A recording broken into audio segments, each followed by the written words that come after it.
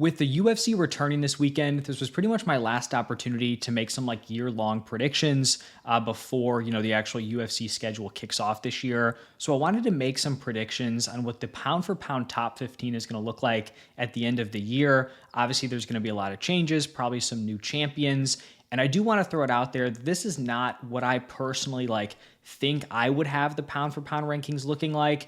There's going to be some, factoring in how the UFC treats certain divisions, how they treat certain fighters, because we know certain weight classes, certain fighters are never going to get the right respect in the pound for pound rankings. So that will be considered. I would love to hear your thoughts down below, but let's just dive right into the top 15. We're going to go from number 15 down to number 1.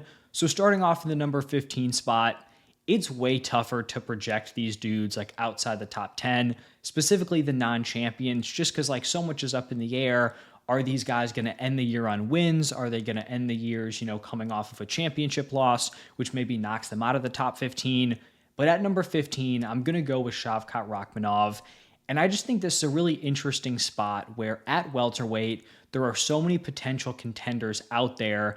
And then I look at Shavkat, and maybe he fights for the belt. And if he does fight for the title this year, I would probably back Islam in that matchup. But I would probably take Shavkat over every other contending welterweight. Every other welterweight that is not Islam Makhachev, I'd probably take Shavkat in those matchups. And so I think it's possible that coming off of injury, he fights maybe 1 or 2 times this year.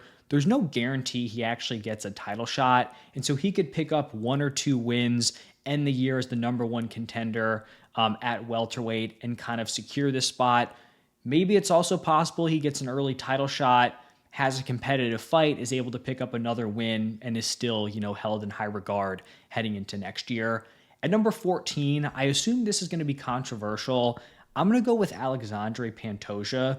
Now, he is currently the number 9 pound-for-pound fighter. It's kind of a weird thing where I had felt like he was pretty consistently disrespected in the pound-for-pound ranks. I think flyweights in general, but also specifically Pantoja, because Figgy, Moreno, I do think those guys got their respects in the ranks. But he dropped after, losing the belt via injury to Van, but they didn't move Van ahead of Pantoja. So they weren't treating it like a legit win for Van, but they were kind of hindering Pantoja's ranking like he did lose. So thought it was interesting the way they played that.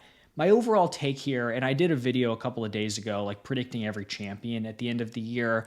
I am not projecting Pantoja to end the year as champ.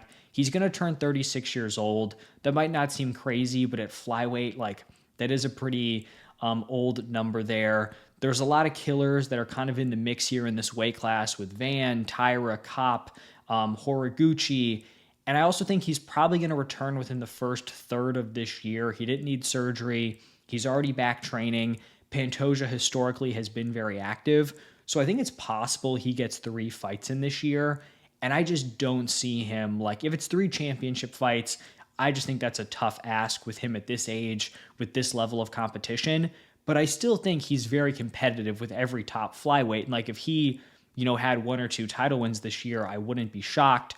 So this is him kind of sliding into the top 15 where he's not the champ, but I still think he's going to be somewhere here in the top 15, but also factoring in that the UFC hasn't given him a ton of respect.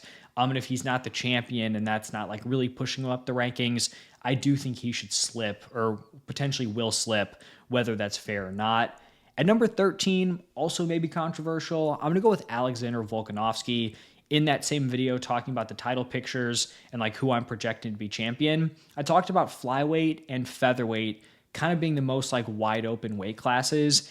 And I don't think Volk ends the year as the champion. I think retirement is possible before the year's over. So maybe he doesn't even end up, in these top 15, but he's fighting right in January, potentially going to have to defend the belt 2 more times if he does beat Lopez. You're looking at kind of a tough strength of schedule with guys like Evloev, Lerone Murphy, the Arnold Allen, John Silva winner could be in the mix here. And then he's going to be turning 38 years old in September. Already has a lot of miles on the body, on the chin. And so I think he's going to get a lot of respect, even if he's not the champion. I think if he loses the belt, even to Lopez, and picks up 1 more win this year, I still think he'll probably be ranked within the top 15, but that is why I have him ranked lower, not expecting him to end the year as champ. Number 12, I'm going to have Merab Dvalishvili. He is still ranked number 7, even after the loss to Petr Yan. And I like that he's keeping that respect. I think sometimes a flaw in the pound for pound rankings is it just goes like champ, champ, champ, champ, champ, champ. And I get why they do that. But I think a lot of times, like in some of the better weight classes, the number 2 guy in the world is a way better pound for pound fighter than the champ in a weak weight class. I think that's certainly the case at 135, where you have Petr Yan, who's an absolute stud, but Merab still very, very good. I mean, all-time great, arguably the bantamweight GOAT. Looking at his resume, I just don't think he beats Petr Yan in a rematch. I think what we saw in the first fight, I'm not sure where Merab's going to have like these huge improvements. And I did feel like it was a pretty clear, concise win for Petr Yan.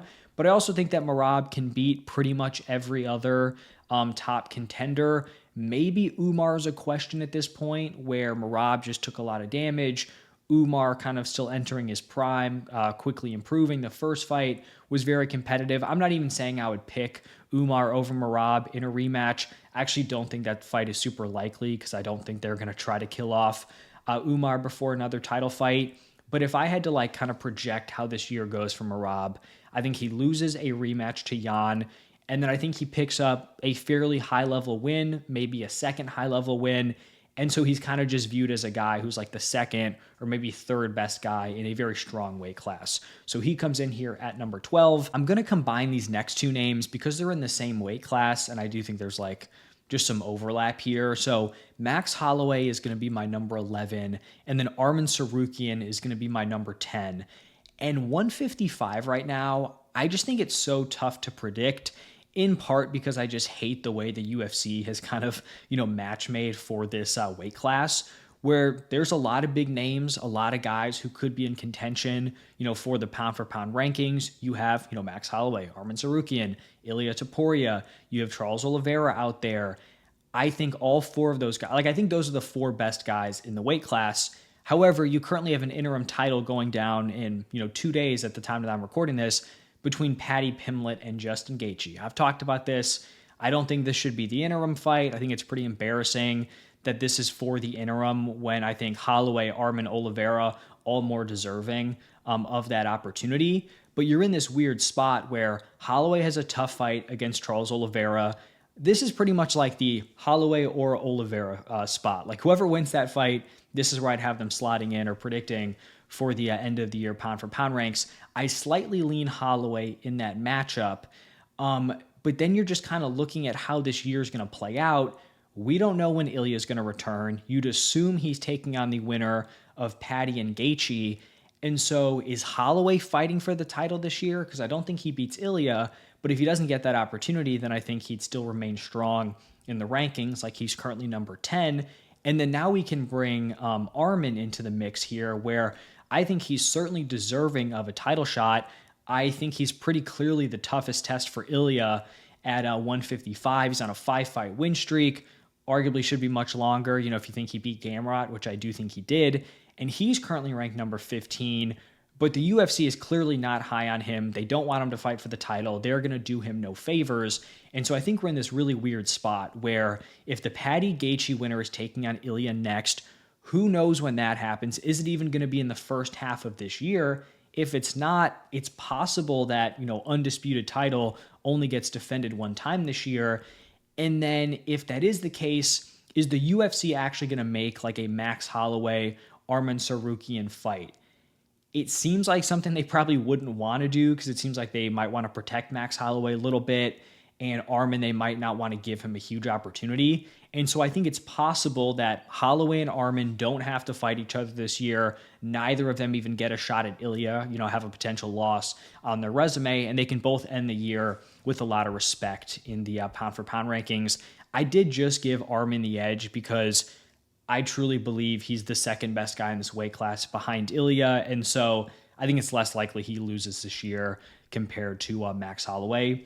Now, continuing on with the top 10, I have Jiri Prochazka at number 9, And this is not necessarily, like I said, this is not predicting what I would think, but what I think the actual pound for pound rankings are going to look like. And so from here on out, we are just looking at champs.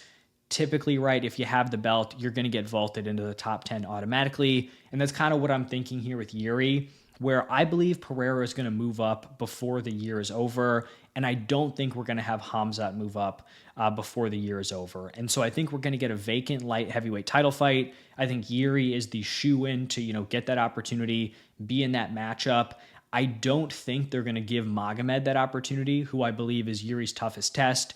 And so I think Yuri's probably fighting like Ulberg or maybe Mirzakhanov in a vacant title fight, and I would favor him in either of those matchups. And so I don't think he's a super strong champ. I think there's going to be a feeling within the weight class of like, this is Pereira's weight class and Yuri's only the champ because Pereira moved up. And I think, that's probably true. So I think he'll get some respect for being champ, but I don't think he'll get vaulted up the rankings because we have seen him lose twice to the champ. And it feels like, he's just getting that opportunity because of, Pereira's kind of career arc. At number 8, we have a weight class that doesn't get a ton of respect. Going to go with my predicted flyweight champion in Tatsuro Taira. Flyweight is wide open right now. If you told me Pantoja, Van, Kopp, or Horiguchi end of the year as champ, I wouldn't be shocked. Like, I think those are all possibilities here. I think there's the case, like I talked about with Pantoja, where there could be 3 different potential flyweight title fights. My pick to end the year as champ is Tatsuro Taira. He's coming off the huge win against Moreno. He's 8-1 in the UFC. He's 25 years old. He's a great grappler. We saw the striking improvements in that Moreno fight and his previous one against Hyun-Sung Park after he kind of struggled there against Brandon Royval. So I'm a believer in the talent. I think if he goes out there and wins like a number 1 contender fight against a Kopp or like a Horiguchi, I think he probably should be ranked higher than this if he ends up getting the belt. But like I said, don't think flyweight's going to get a ton of respect there. At number 7, this is a fighter who I just don't think is ever going to get the requisite amount of respect from the UFC or the fans. That is Movsar Evloev, 145, wide open. But if I had to put money on someone ending the year as champion, it would be Movsar. I think the 145 title is going to get defended 3 times this year. Movsar, I know the UFC has done everything in their power to not give him a big fight, not give him that big opportunity, but he is 9-0 in the UFC. His last 3 wins are against Aljamain Sterling, Arnold Allen, Diego Lopez. His strength of schedule is very tough. He's 31 years old. He's in his prime. I just think that if we are seeing 3 145-pound title fights, I trust Movsar to win one more big fight before that title shot, and I do think he will kind of, regrettably from the UFC, find his way into a title fight. And I think if he gets there, I do think he has a good shot of winning, regardless of who he's going up against. And even though the UFC might not respect him, the fans might be low on him, they might think he's boring, whatever. If he is the champion, he will be getting some sort of pound-for-pound respect. And also we have to consider that, like, typically when you beat a champion, you kind of just swap places with them. Whether you think that's, should happen or shouldn't, not really for this video, but like if Movsar beats Volk, he's going to get a ton of respect in the rankings. I think if Lopez beats Volk, Lopez will get a lot of respect in the rankings. And then if Evloev beats him, then I think you have like, once again, then Evloev's getting that respect. I personally dislike that, one guy fills the other guy's spot and then the next guy can come in and just fill that spot again. Like I think we saw it at a welterweight where like Leon beat Usman and Usman was super highly ranked. So Leon kind of took that spot. And then when Leon loses the belt to Bilal, Bilal gets rocketed up the rankings. And it's like, all right, at some point we have to like disconnect from where the previous guy was ranked, but they don't really do it a ton. So Movsar going to be my number 7 here. At number 6, I'm going to go with Alex Pereira, and honestly, I had a really tough time ranking him. I actually lied. I think I said this was going to be all champions. I'm not necessarily projecting Pereira to end the year as champ. If he sticks around at 205, I would pick him over every other light heavyweight, currently in the UFC. But I do think he moves up, and we're looking at like potential fights against Aspinall, Gane, Jones, like these are pretty tough matchups. I still just think that like even if Pereira moves up and loses at heavyweight, I still think he's going to get a lot of respect in the pound for pound rankings. There's still the potential that he hangs around at 205, maybe gets a title defense or two, and then moves up. And then it's also possible he just moves up to heavyweight and wins the belt, which would obviously skyrocket him up the rankings. Like 3-division champ throughout his career would be insane. So it's kind of a tough spot right now. I'm going to have him at number 6. Could see him being higher or lower depending on how the year shakes out. Now breaking into the top 5, I'm going to be going with Tom Aspinall. Obviously, the huge assumption here is like his eyes are going to be good and he's going to be able to like actively compete in MMA this year. But if he does compete, I'm going to pick him against any of his potential opponents. I will pick him in the rematch against Gane. I will pick him against Pereira. I will even pick him against John Jones. I know that's controversial, but if that fight comes to fruition, I'd be backing Tom Aspinall against any of those dudes. So I think he's going to hold on to the belt. He already has solid respect in the pound for pound rankings. So I think he holds on to it here at number 5. At number 4, I'm going to go with Petr Yan. He's currently ranked at number 6. I think there's an argument that he should move up a couple of spots, potentially over Volk. I do think he should be over Volk. And also potentially over Alex Pereira. And I'd probably take Yan also just based on like quality of competition. I think this year Petr Yan is set up to have 2 very strong title defenses. Now he has to get past these 2 guys, but I think we're probably looking at a Merab rematch and then an Umar Nurmagomedov fight. And as of right now, I'm backing Petr Yan in both of those matchups. That would be a crazy 3-fight win streak of Merab twice, all-time great fighter, and then also Umar Nurmagomedov. And I think like if it plays out the way I think it's going to play out, I would personally have Merab probably in my top 3, ahead of the guy I have at number 3. From the UFC perspective, where they're kind of starting right now with Yan at number 6, I think this is probably more realistic. Now at number 3, I have Khamzat Chimaev, and I actually think this is really interesting, and this is really the reason why I have Khamzat ranked ahead, is right now Khamzat Chimaev is ranked number 3 in the pound for pound rankings. To me, I'm not understanding Khamzat over Petr Yan. I understand they both had, big, like dominant title wins against guys that were highly ranked in the pound for pound ranks. But the win against Merab, in my opinion, was infinitely more impressive than the win against DDP. Middleweight, it's just a much weaker weight class. Merab, in my opinion, just a clearly better fighter than DDP. And so I would probably have Petr Yan over Khamzat Chimaev in my current pound for pound rankings. But with the way it is right now, I'm not projecting Khamzat to lose his belt. I think he's a huge favorite against anyone at middleweight right now. Maybe he moves up to light heavyweight and potentially wins that belt. And so I just don't see Khamzat like slipping on a banana peel and losing a fight. I think he's very safe to keep the belt if he wants to keep the belt. And for that reason, he will be here at number 3. Then looking at the top 2, my number 2 is going to be the current number 2 in the pound for pound rankings. It is Ilia Topuria. Now, I think there's a case for Ilia to be up at number 1, right? Him and Islam, both super strong resumes, both super strong strength of schedules. Both guys moved up, got that second belt. For Ilia, it's just like he doesn't have a run out this year that makes me think he's going to be super active. And so he would kind of need an Islam loss, I think, to get bumped. I also think that it's not his fault, but like he's probably not going to be defending his title against one of the top 2 or 3 guys in the weight class, right? Taking on the interim winner between Paddy and Gaethje. Like, I think that makes it safer he holds on to the belt, but honestly, like neither of those wins does a ton for me. I would much rather see him fight Arman.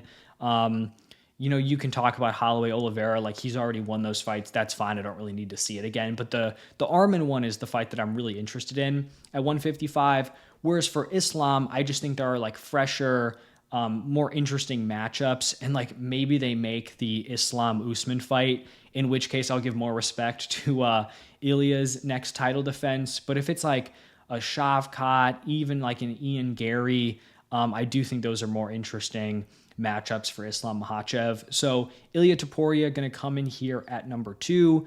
He might not even have to fight Arman this year, who I do think is his biggest test. And then at number 1, kind of buried the lead, but it is going to be Islam Makhachev. He is the current pound for pound number 1. This is a fresh weight class. You've got guys like Shavkat, Ian Gary, Michael Morales, Carlos Prates, Kamaru Usman, I guess, all in the title mix. And I just pretty easily favor Islam Makhachev over all of those guys. I don't think he's going to be super active. He's already not going to fight, before Ramadan. So we're probably looking at like a max of 2 title defenses. But as long as he doesn't lose the belt and like if he can just keep pace with Ilya's title defenses this year, which I do think is fairly likely, then I imagine he'll hold on to this pound for pound number 1 spot. So those are my predictions for the end of the year pound for pound rankings. Would love to hear your thoughts. Do you agree with my thought process here? Are there certain guys you're higher on, lower on? Let me hear it down below in the comments. But thank you all for stopping by, and I will see you in the next one.